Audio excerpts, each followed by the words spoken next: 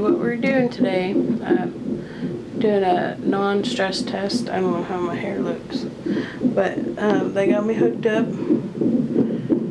This thing right here monitors any contractions, and then what's under there monitors her heartbeat. And then her heartbeat is over there.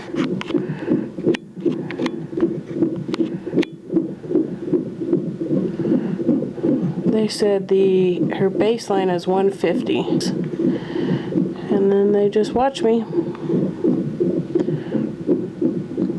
They said she's see, it's up to 170 again. They said she's very active, and that's what they want to see. So, yep, that's it.